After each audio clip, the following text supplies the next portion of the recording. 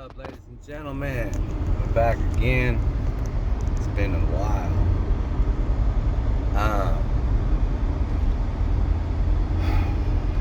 Some good enlightenment. It's a word I think we're all well aware of. It's not just a word, it's an actual defined emotion that I think sometimes overwhelms us more than most even realize, consciously even, and we'll talk about the main one. There's also a cousin that goes hand in hand with the emotion I want to describe and talk about and kind of break down, but it's anxiety, right? A lot of us are ruled by it, right? It's our dictator, it's become a overgrown cyst, right, that won't go away. This word anxiety, being anxious, right?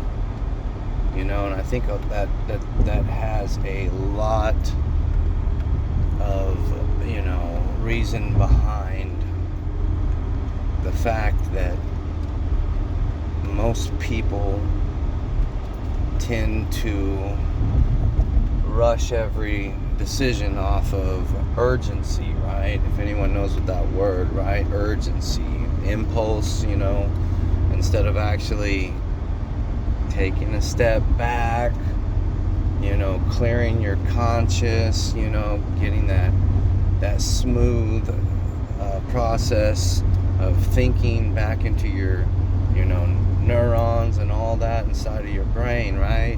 And letting go, right? I think that's a couple good philosophers have described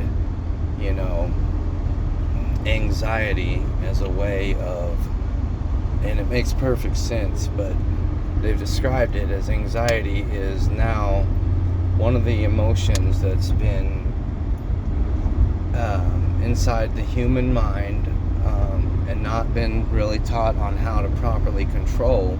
Therefore, you are now letting the cousin, which is fear, come into play too, because anxiety is the same as fear, because you're fearful of the future, right? That's what anxiety means. You're afraid, you're fearful of what might come, and it seizes you, and it holds you back, and it basically shuts down your whole body and your whole self, talking physical, internal, everything, and it keeps you from living in the moment, right? How are we ever going to grow if we're letting these two emotions rule our life, right? Fear and anxiety go hand in hand, ladies, and gentlemen, and whatever title you want to go by, but it's true, and I think we are so quick to get fall under the mesmerizing I don't want to say this word, but I will, but it is deceitful ways of wrongful teachings on how to control anxiety with popping pills, such. Don't get me wrong, there is good medication out there, but I think to really handle this situation on learning how to control anxiety, we're always looking for that quick fix. And I'll be the first to tell you, I can contest and I will admit honorably, with honesty and integrity backed up behind it, I used to think the same way, guys. I used to think the same way, and no dog to big pharma, but when greed gets put into play and you start resynthesizing and designing something of an original form, how many times can you splice and dice something until there's nothing left? And that's exactly what these medications have been doing. Antidepressants have been around for years, right? And what's funny is, like, Prozac, for example, I believe they're under the actual classified SSRIs, right? Or SRIs. I can't 100% remember right now. I'm trying to drive and get this video going at the same time, so I guess that'd be multitasking. But what I do know is that a lot of these medications that are being pumped and being spliced and diced and repackaged and resold, right? They're the same. They're somewhat the same thing. It's just they need a new sales tactic to, get the consumers to consume. But here's the thing about placebo effect, and here's the thing I've learned about being back in school for psychology, right? There's actually been a good old case study that's been, it has not resurfaced like it really should, but her name was Sharon Parker, okay? Sharon Parker, I don't know the whole vivid details from brushing up on the article I found, but I do know this much. She had some head trauma, right? Fluid built up, this and that. They had to go in there and they had to, do some, surgery into her cranium, and she was left with, I think, maybe 15% of, her like whole brain. We're not talking activity, we're talking like the whole, and I'm sure it's less than that, right? Doctors back then said that she was never going to live a normal life. Never. She had no chance. Multiple different appointments that her parents took her to see multiple different neurologists and all kinds of, high intellectual minds that have, credentials of the field, of, diagnosing her, right? You know what happened?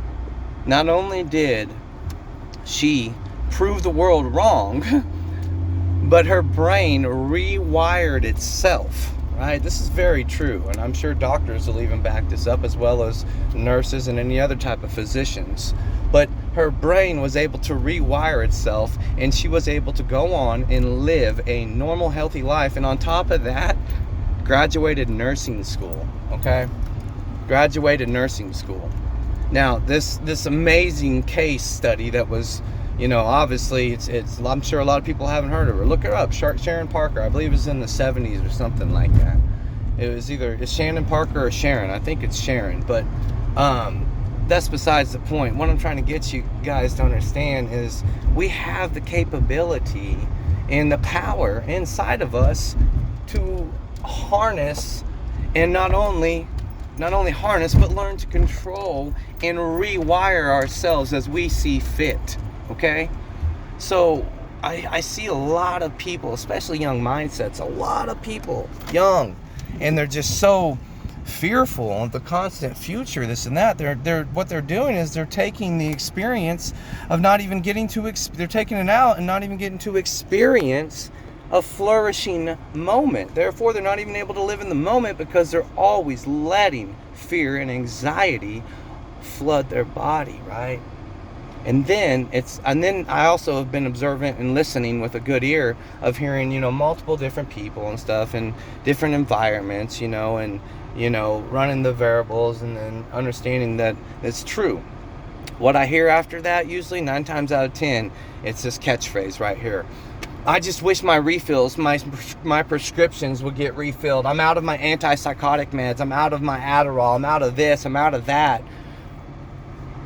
And it's mind-boggling to me. It's eerie. It's like, oh my gosh, if you could just hear yourself right now. Like, you are now making yourself, tricking your brain. That's what I mean, placebo effect. If anyone knows what that is, it's a theory that's been proved.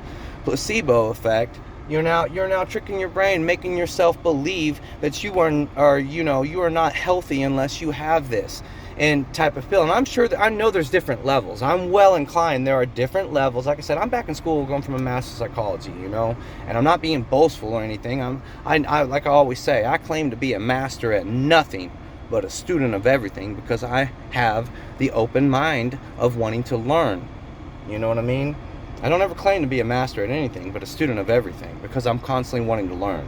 So what I'm trying to get at is, I'm well aware there's different case levels of severe and this and that, but in the mid-range and where it starts, this is where I think that this deception has been brought into the world, right? This wrongful ways of teaching is that it's easier for a quick fix, layman's terms, quick fix, to go and get a pill and a prescription than try and work on yourself mentally.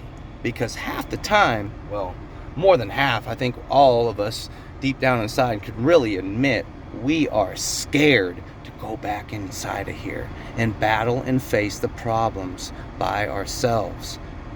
You know, I'll be the first to admit, but when I finally overcame that and I realized, hey John, you need to start listening to that voice that's been calling inside of you. And you start listening. I realized that door I was so scared to go back into mentally, you know what I mean, and unlock, was the door that opened up an infinite amount of possibilities for me. And if I can preach and teach that to anybody that's wanting to listen, really listen and understand, sometimes, maybe just sometimes, like I said, depends on your case, depends on your severity, but sometimes, just sometimes, when we actually decide to let go and really start listening to what our body's trying to tell us, because our body does speak to us, ladies and gentlemen. It's called instinct, intuition, whatever title you want to put it as. It does. It speaks to us constantly, you know, the consciousness, right? Even subconsciously. There's been articles proven by the APA that says 50% of the time we already have the information we need. That's what the subconscious is about. If you understand what subconscious means, it's when you want to talk computers, it's like beta data storage, right? We have all this information back there. We'd forgotten all about it. All this experiencing, right? We've been experiencing things in this life, and we've been picking up things here and there. We've just forgotten about it. You gonna tell me that you don't think chemicals are to play with that? I'm just saying, man. Anxiety is something that has been labeled, packaged, and sold as a severe this and that, when really it never really was. It was just, that's the thing. There's constantly original medicines that are out there now that are showing tremendous beneficial effects on not only reversing these so-called labeled diseases, but they're actually changing and bettering the body the way it should without enhancements such as resynthesized medication, right? Spliced and diced and packaged and sold for you to, be fooled. And that's what's sad. And if I can reach out to anybody like that and help somebody out there about being anxious and letting anxiety rule, right? You have another title I learned about in psychology. You called the overthinker, right? I'm a divergent style thinker. You have an objective thinker, and then you have overthinkers. And overthinkers is where the anxiety comes to rule their life. They're constantly fretting. They're constantly worrying. They're trying to play, fortune teller in a way, trying to constantly predict every outcome they can. And sometimes we can't. Yes, you can, control your pattern, your path, but life is a series of choices with cause and effect. I firmly believe this, but just because sometimes you go down a bad road doesn't mean that it's going to have to be bad. You need to have that other mindset of looking at it as, oh, wow, like I said before, a mind map, man, of, wow, now you have a map that's told you all the wrongs that you've made. Instead of looking back in the past, what's dead is dead, man. Leave it where it lies. Focus on the here and now. Psychotherapy is what that's called. You're focusing on the here and the now, the present, right here and right now. Quit being fearful of the future and let go. And then anxiety will let go of you. Man, I preach that enough. Like, I tell you guys what, man, joy, laughter, and love is the cure. It's the best medicine known for everything, man. You just gotta constantly keep it inside of you. And that's where it takes building your character. You have to learn how to build your character if you're wanting to grow.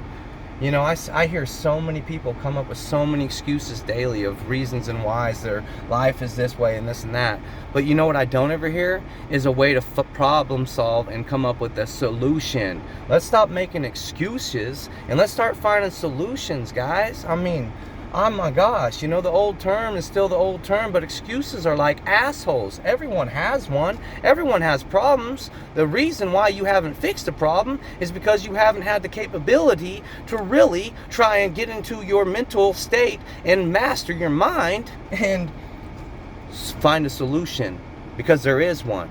We have so much power within our bodies, guys. You just got to know how to use it. hang loose, baby. Like I always say, if you ain't laughing, you ain't living, man. 100%.